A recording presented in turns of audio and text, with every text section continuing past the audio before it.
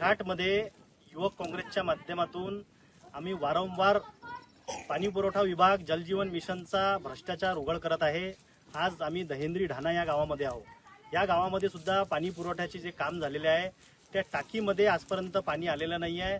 त्या टाकीमध्ये जाण्यासाठी जे पाणी पुरवठ्याची पाईपलाईन झाली आहे ती पाईपलाईन वरूनच घेतलेली आहे, त्याच्यामुळे ते पाणी त्या टाकीपर्यंत पोहोचत नाही आहे आणि काम अपूर्ण असतानाही या प्रशासनाने त्याचं काम पूर्ण दाखवून त्याचे पैसे काढलेले आहे।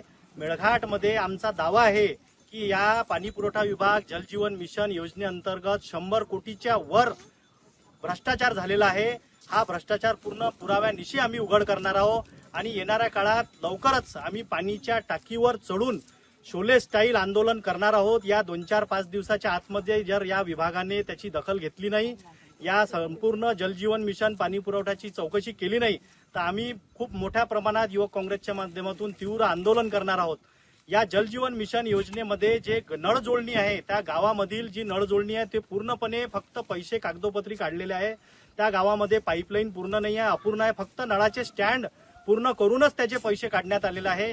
हा प्रकार मेळघाटमध्ये, चिखलदरा, धारणी तालुक्यामध्ये, दोन्ही तालुक्यात पूर्ण गावांमध्ये जलजीवन मिशन मध्ये हा मोठा भ्रष्टाचार आहे।